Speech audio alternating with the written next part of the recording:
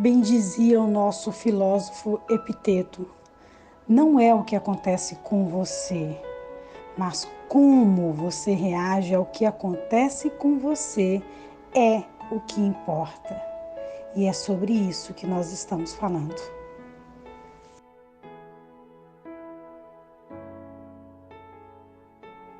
Falar sobre a ansiedade, nós poderíamos começar falando sobre os sintomas que ela traz, né? Porque a ansiedade, ela é algo muito comum e ela pode se manifestar de diversas formas. E se tratando, por exemplo, dos profissionais do serviço público que necessitam lidar com pessoas diariamente, esse transtorno ele é muito mais frequente. Então, as maiores dores e os maiores desafios e dificuldades que esses profissionais possuem, eles levam para o meu consultório, eu poderia ressaltar alguns aqui para ver se encaixa um pouquinho com quem está assistindo esse vídeo. Sobrecarga de trabalho, pressão por resultado, né? Aquelas altas expectativas e prazos rigorosos, por exemplo, falta de tempo de estar com a família, insônia, dores físicas, né? Dores nas costas, nas articulações, causada pelo estresse, uma fadiga extrema, é um cansaço constante e falta de energia o tempo todo. Falta de reconhecimento, é sentir-se subvalorizada no trabalho, medo de fracassar, que é a preocupação constante em não atender às expectativas, um isolamento, que é um sentimento de solidão, como se fosse uma falta de apoio emocional, sabe? E uma característica interessante também que eu vou ressaltar aqui é a dificuldade em delegar. Essa característica, ela demonstra a incapacidade que a pessoa está tendo de confiar nas capacidades dos outros, né? Eu posso citar também a falta de autocuidado, conflitos no trabalho, tem muitos desentendimentos com colegas de trabalho, um perfeccionismo, aquela necessidade de fazer tudo perfeitamente, isso aumenta a ansiedade.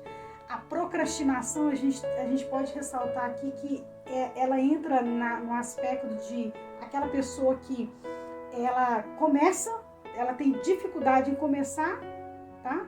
Mas termina a tarefa. E aquela que começa e não termina a tarefa, né? Uma dificuldade também de dizer não, né? Que essa dificuldade de dizer não acaba trazendo uma demanda maior de trabalho. Então, a aceitação de mais responsabilidades que consegue manejar, entende? Isso causa também problemas digestivos, né? Dores no estômago, isso tudo relacionado ao estresse.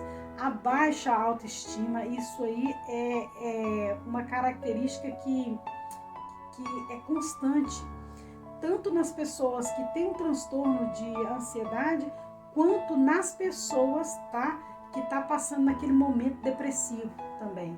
A falta de tempo para lazer, uma dificuldade em expressar sentimentos, né?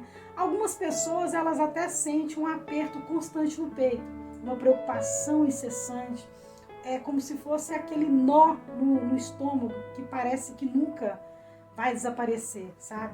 E outras pessoas, por exemplo, experimentam tremores na mão, coração acelerado, dá aquela taquicardia, um cansaço extremo, mesmo quando esse cansaço ele aparece sem você realizar nenhum tipo de grande esforço.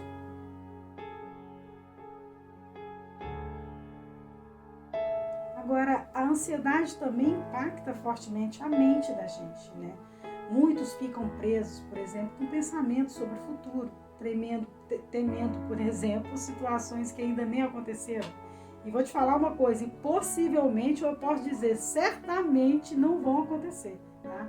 Decisões simples, por exemplo, pode se tornar paralisantes para esse tipo de pessoa, né? A dificuldade para dormir é outro sintoma comum que ela tem correlação, tá, com a questão dos sintomas mentais. A pessoa ela tem insônia, ou então ela acorda várias vezes à noite com a mente cheia de preocupações. Isso também é característico de quem está entrando para um transtorno, né? Dores inconscientes, por exemplo, que já foram descobertas através de reflexões e de autoconhecimento, elas também podem ser explicadas com base, né, em dados comprovados empiricamente, por exemplo, pelas neurociências. Quais são essas dores que eu poderia ressaltar aqui como fazer parte também de um sintoma, tá?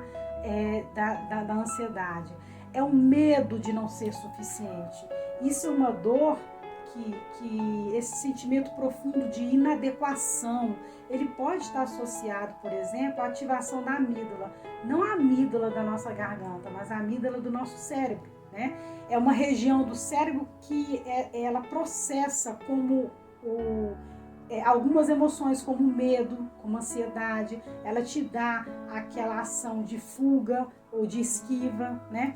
E estudos, eles mostram muito bem isso, que a percepção, por exemplo, de ameaça à própria autoestima, né, ou a identidade pessoal, ativa a amígdala.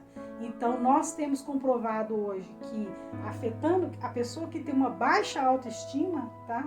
Ela está constantemente com a amígdala dela ativa, desencadeando assim resposta de estresse e ansiedade o tempo todo, né? Outra dor consciente que eu posso também ressaltar aqui, fazendo parte de sintomas mentais, a gente pode falar sobre a autoimagem negativa. Isso é muito importante. A falta, por exemplo, de autovalorização e reconhecimento pessoal, sabe? Ela pode ser relacionada, por exemplo, à atividade no seu próprio córtex pré-frontal, que está totalmente reduzida. E isso aí envolve a autorreflexão, a avaliação do seu self, ou seja, a avaliação da sua própria identidade. A pessoa nem sabe o que ela é, nem sabe para que ela veio, sabe? Então, pesquisas indicam, por exemplo, que pessoas com baixa autoestima apresentam menor ativação nessa região, tá? Do córtex pré-frontal, ao pensar sobre si mesmo, o que pode perpetuar, por exemplo, uma autoimagem negativa. Se eu for falar para você, por exemplo, assim, o que seria o córtex pré-frontal, é onde nós tomamos decisões, né? Então, nós vemos aí que a ansiedade, ela é a característica básica mental dela, muito relevante, é a própria baixa autoestima, tá? Outro ponto que eu gostaria de ressaltar, que é muito relevante e muito importante, são os conflitos internos não resolvidos, né? Por exemplo, as emoções que nós reprimimos, as emoções reprimidas, elas podem levar à ativação crônica do nosso sistema límbico, especialmente a amígdala novamente, né? E o hipocampo, que são cruciais ali para a memória emocional e o processamento de experiências emocionais. Então, quando essas emoções, por exemplo, que não são resolvidas, elas são reprimidas, elas podem sim influenciar negativamente o comportamento diário, tá, da pessoa e a sua própria saúde mental.